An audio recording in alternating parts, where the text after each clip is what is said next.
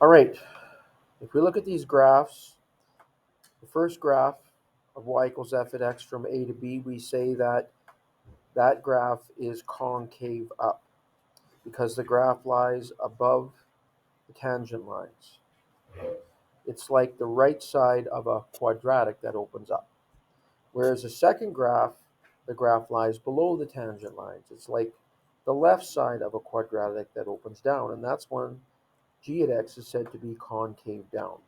So we're going to see how we can use derivatives to determine whether a graph is concave up or concave down. So if we look at that graph there, it is concave up between -1 and +1. Again, it looks like it's part of a quadratic that opens upwards, so it's concave up. It's concave down between P and Q because it's like part of a quadratic that opens upwards. It's concave up between 3 and 6, as well as between R and S, because they are parts of quadratics that open upwards. And then it's concave down, like we said, between 1 and 3, also between S and T, or 8 and 10 on the graph. So a point of inflection will occur where a graph changes from concave up to concave down, or from concave down to concave up. So we're going to see the point of inflection. We're going to see how we can determine what that is by using derivatives.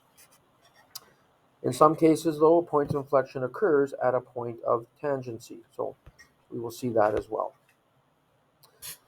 So here's our test for concavity. It's going to involve the second derivative.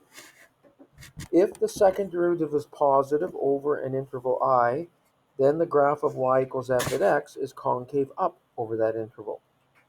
If the second derivative is negative over an interval I, then the graph of f at x is concave down over that interval.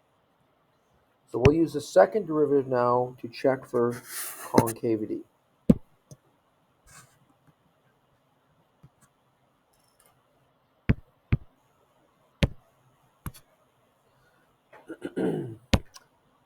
Okay, so for the polynomial function y equals x cubed minus 3x squared plus 4x minus 5, we want to determine where it's concave up and concave down, determine the point of inflections, and then sketch the graph. So part of this is going to involve sketching, so let's go through all the steps that we have for sketching the graph.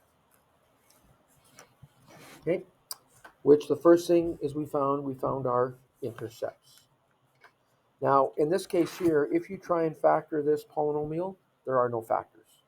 I mean, you wouldn't know that for sure until you tried your potential integral zeros. Plus and minus 1, plus and minus 5.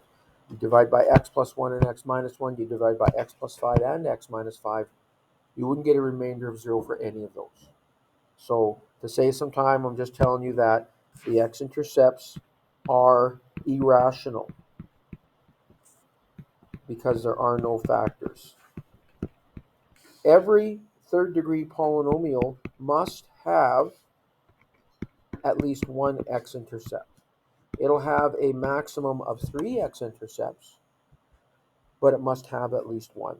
So when we find all the other characteristics of this graph, we'll know what we're dealing with as far as how many intercepts we have. But the y-intercept exists. Remember, it's always a constant term. In this case, -5. Okay, so let's find our first derivative. The first derivative, remember, can be found to find our local max and min points. This is a third-degree polynomial with a positive initial term coefficient, so it'll act just like a line with a positive slope. It'll fall to the left, rise to the right. So there should be a maximum and a minimum somewhere in between, falling to the left and rising to the right. And we can find those again using the first derivative and the critical numbers of the first derivative.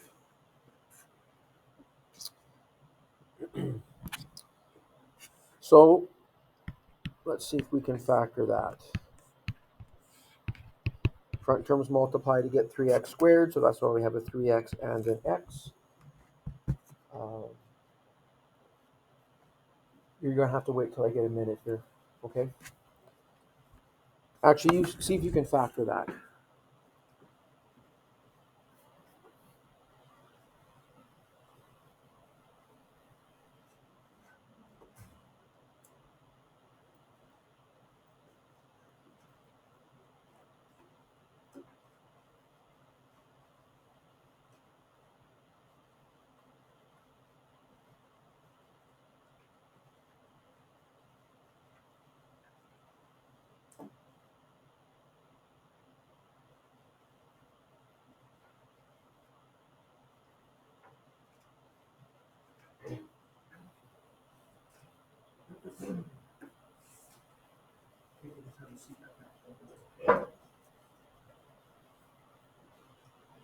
You get the factors they had?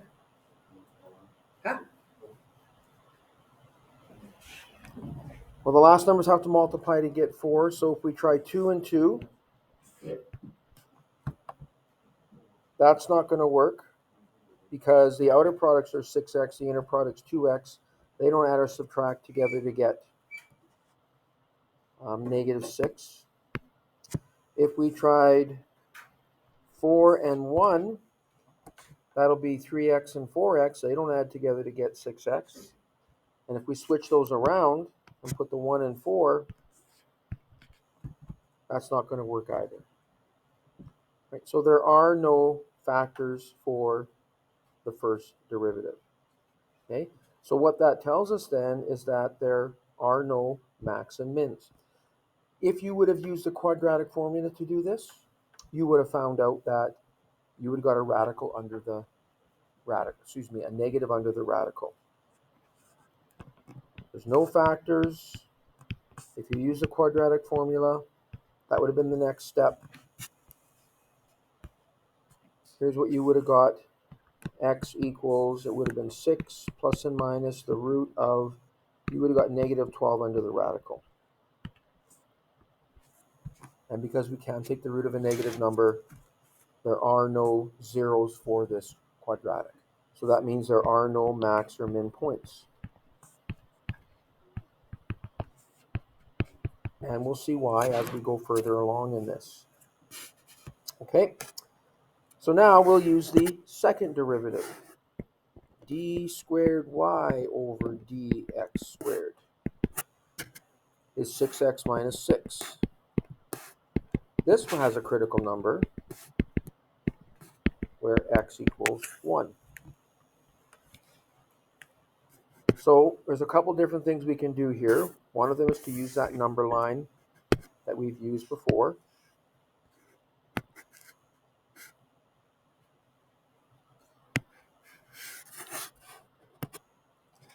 And we have a critical number here of positive 1. If we look at what the value of the second derivative is for a value to the left of positive 1, like 0, you're going to get -6, which means the graph is concave down in that interval. After 1, a number like positive 2, you're going to get a positive value there, positive 12, which means it's concave up. So because the concavity changes, there is an inflection point.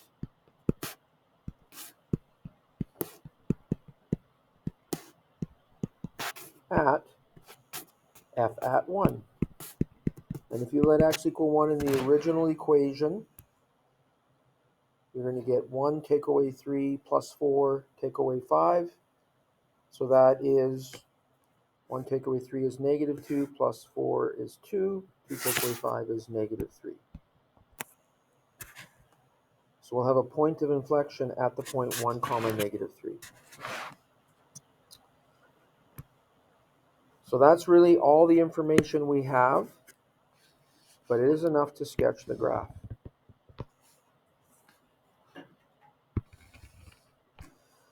This graph has a y-intercept of -5. So let's use a scale along the y-axis of -2.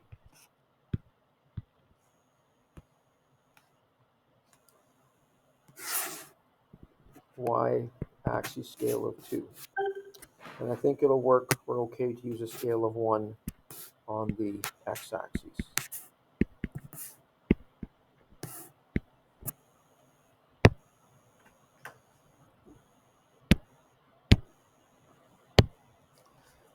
Because we have a y-intercept of -5,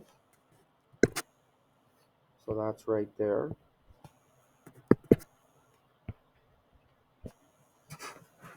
There were no max or min points. We know it's going to fall to the left and rise to the right. There's a point of inflection at 1, -3, which is right there. So this graph is going to come up through the y-intercept, and then there's a point of inflection where the graph changes its concavity. Notice I've drawn this so it's concave down in that first interval, which we were told that's what it is, right? The graph is concave down in that first interval. And then you hit the point of inflection and the concavity changes to concave up. So it'll look something like that. Again, there's no local max or min points. This graph is always rising. And we could have confirmed that if we looked at the first derivative. Yes, we said there were no factors. You see, this quadratic opens upwards because the initial term coefficient is +3.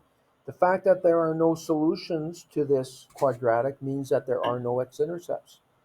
So the graph of that quadratic has to be above the x-axis.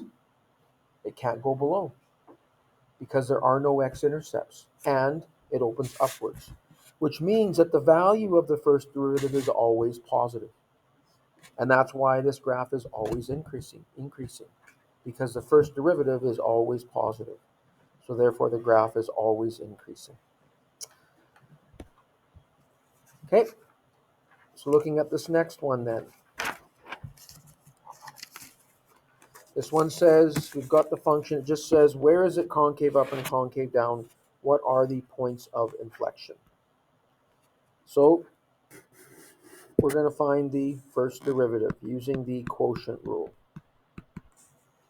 Derivative of the top times the bottom minus the derivative of the bottom, which is 2x times the top, all over the bottom squared. So that'll give me x squared plus 1 minus 2x squared all over x squared plus 1 all squared, which is 1 minus x squared all over x squared plus 1 all squared. So we're not asked to find intervals of increase, decrease. We're not asked to find max or mins. We just want to find out where it's concave up and concave down, as well as any points of inflections. So we'll go straight to the second derivative. Derivative of the top is -2x times the bottom minus derivative of the bottom, which we have to use the chain rule for. So the first step of the chain rule is using the power law, but don't forget you got to multiply by what's inside the brackets, which is, the derivative of what's inside the brackets, which is the 2x times the top, 1 minus x squared. And that is all over the denominator squared, which means you're going to get x squared plus 1 to the power 4 when you square it.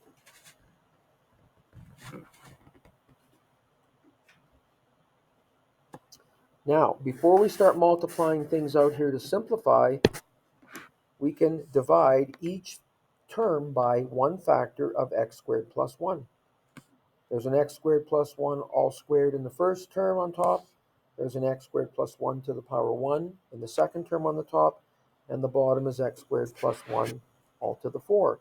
So we can divide every term by one factor of x squared plus 1. And that will give us, I can multiply this out now because the squared is gone. It'll be -2x cubed minus 2x. And then -2 times 2x is -4x, which is then going to be multiplied by 1 minus x squared. And that's all over x squared plus 1 cubed. So we'll continue simplifying the top. I'll have negative 2x cubed minus 2x. When I multiply out those brackets, I'll have minus 4x plus 4x cubed.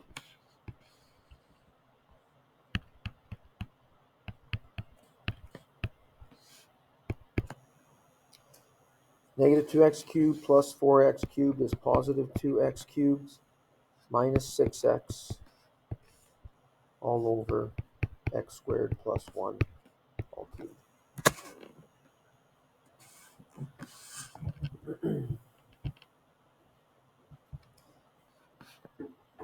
And we could factor the top, take out a common factor of 2x if we wanted to, and that would give us x squared minus 3.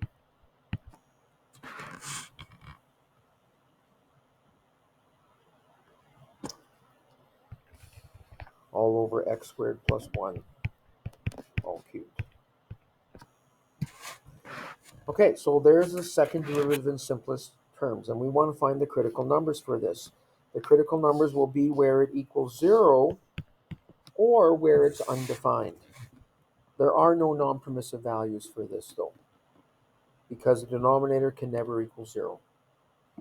The only way the denominator equals 0 would be if x squared somehow equaled negative 1. It would cancel with the plus 1. But it can't.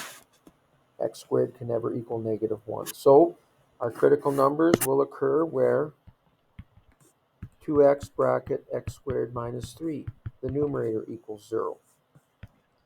That's where 2x equals 0.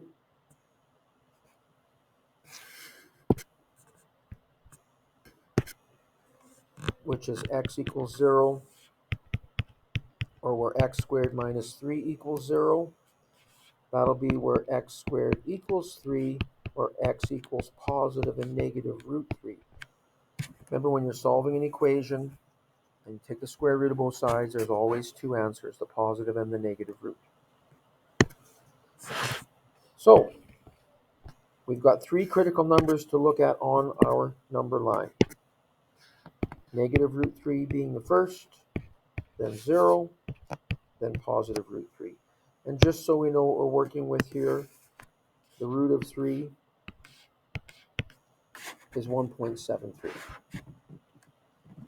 So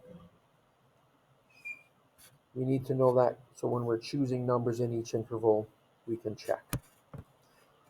So a number in the first interval will be a number like negative 2. So when x equals negative 2, the first factor on top will be negative. Negative 2 all squared is 4, take away 3 is a positive, and the denominator will always be positive. Because whatever x is, you're going to square it, which means it's going to be positive. You're going to add 1, so it's just going to get bigger, and then cubing it is going to make it bigger even still. But you're going to have a negative on top divided by a positive, which tells us that the graph is concave down in that interval. In the next interval, a number like negative 1, the first factor will be negative. The second factor will also be negative, because when you square negative 1, it's going to be positive 1, take away 3 is negative 2. Denominator is always positive. Negative times a negative on top is a positive, divided by a positive, concave up. A number like positive 2, both factors on top will be positive. The denominator's always positive. Well, let me look at that again. Positive 2, yep. Positive times positive.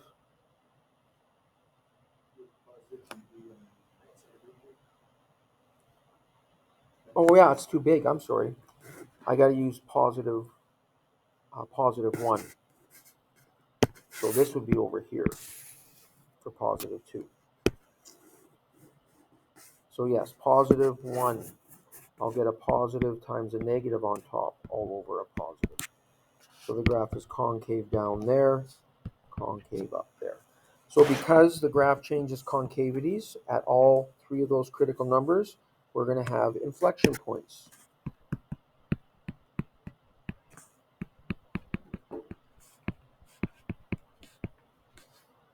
at f at negative root 3,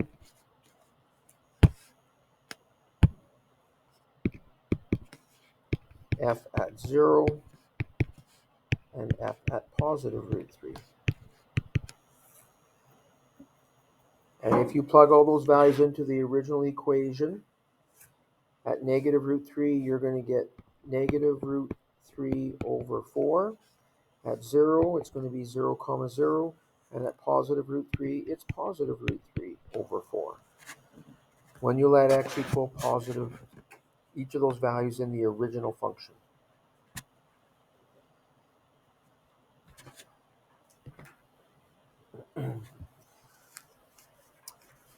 So one thing to be aware of is that the points of inflection don't always occur at the points where the second derivative equals 0. And one example of that would be something like x to the 4th. So the first derivative will be 4x cubed. The second derivative is 12x squared. Now if we look at the original function, that's going to be like a quadratic. It's like y equals x squared. It's just that the values of y are going to get bigger much faster. So in this case here, the minimum point will be at the point 0, comma 0, which is where the critical number is of the second derivative. But there will not be a point of inflection there, because 0, comma 0 will be the minimum point. Okay. 0, comma 0 here will be the absolute minimum,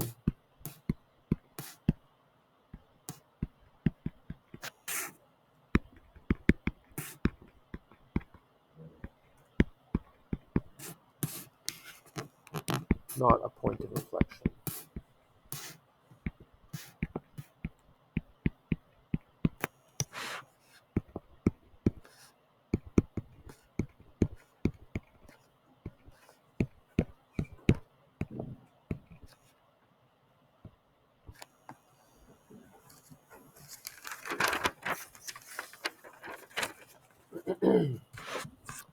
Okay,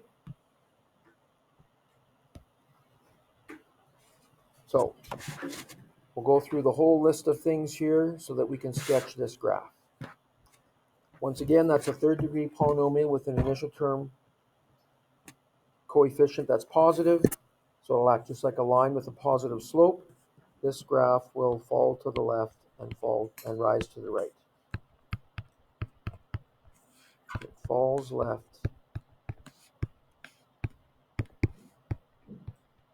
and rises right.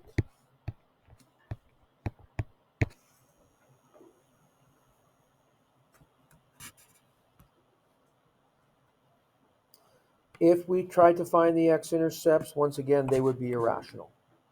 You'd use synthetic division for x plus 1, x minus 1, x plus 2, x minus 2.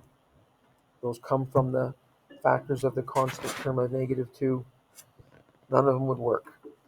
So again, our x-intercepts are irrational. Every third degree polynomial has at least one x-intercept up to a maximum of 3. Actually, it's 1 or 3. It can't have 2.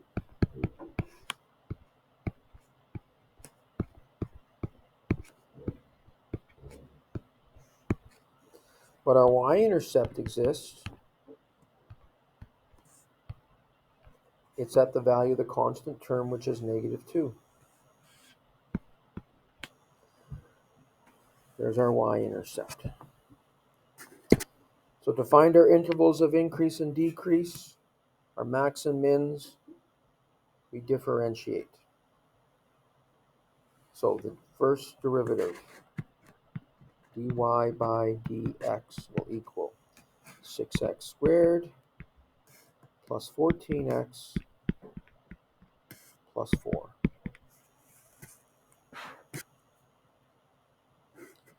And we're looking for the critical numbers of that. So we'll see if we can factor it. There's a common factor of 2.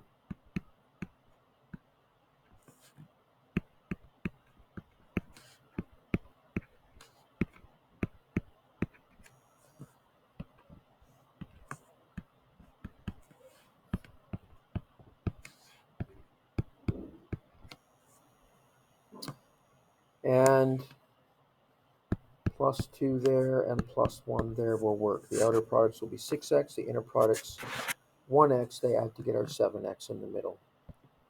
So our critical numbers here are negative 1/3 and negative 2.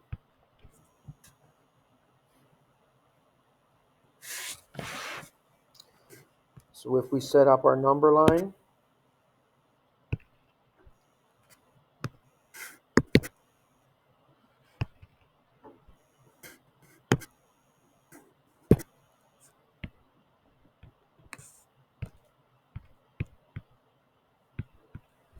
a number less than negative 2, like negative 3, well, our first derivative has 3 factors, with positive 2 being the first one. That's a constant. That first factor is always going to be positive. When x is negative 3, the second factor is negative, and the third factor is negative. 2 negatives times a positive is a positive, so the graph is increasing in that interval, which we knew was going to happen because as you go right to left, it's going to fall to the left, but if you go left to right, that means it's rising. A number between negative 2 and negative 1/3, like negative 1, first factor is positive 2, second factor will be negative, but the last factor will be positive. So the graph will be decreasing in that interval. After negative 1/3, a number like 0, all 3 factors are positive. So the graph is increasing in that interval, which means we're going to have a local max at f at negative 2 and a minimum at f at negative 1/3. And if you plug those two values of x into the original equation, at negative 2, it's going to be positive 2 for your maximum point, and at negative 1/3, it's negative 2.6 for your minimum point.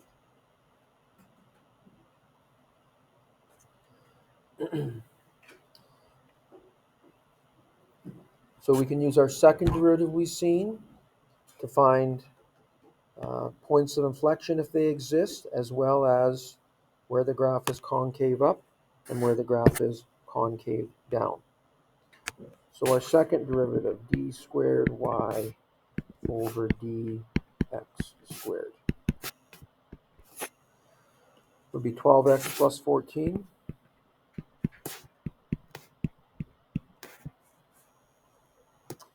So there'll be one critical number for that,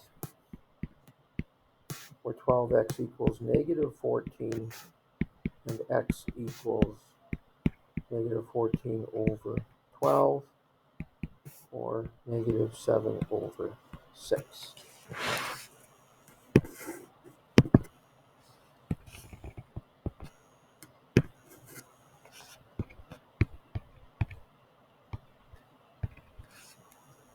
So a number to the left of that would be negative 2. And the second derivative would be negative 24 plus 14, which is negative 10. So the graph is concave down there. After that, a number like 0, the graph is, or the second derivative is positive, so the graph is concave up there. So therefore we have an inflection point.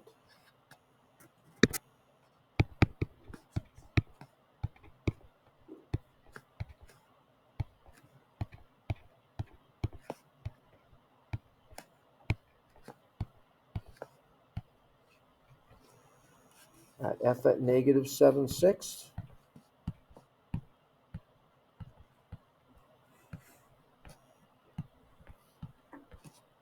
and at negative 7 over 6, we're going to get negative 0.31.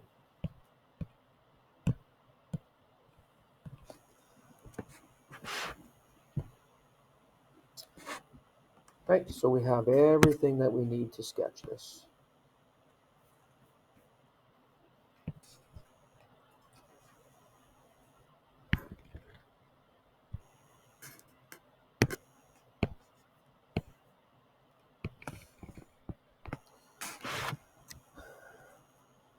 think we can go with scales of 1 for both axes. Our inflection points at -1 and 1/6, comma, -0.31. Our maximum is at -2, comma 2, and minimum at -1/3, comma, -2.6. So yeah, that's going to work. So this is 1, 2, -1, -2, -3, 1, 2, -1, -2, -3. So again, our y-intercept is at -2. We have a maximum at -2, comma 2. We have a minimum at -1/3, comma, -2.6. And we have a point of inflection at -1 and 1/6, comma, -0.31, approximately right there. Our x-intercepts are all irrational. So it looks like maybe the first one is between -3 and -2. And then we have our point of inflection there.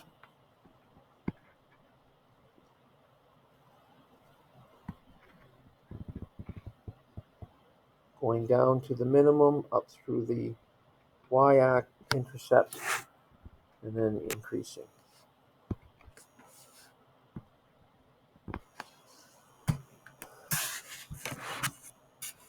Right, so there's our graph.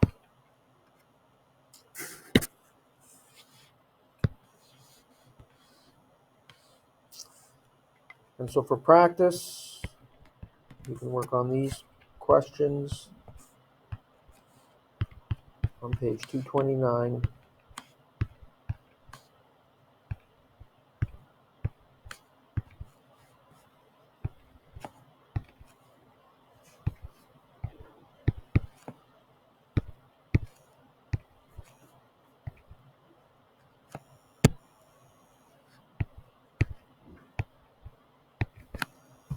A through H on number 2, and then for questions 3, you'll do part 2 and part 4.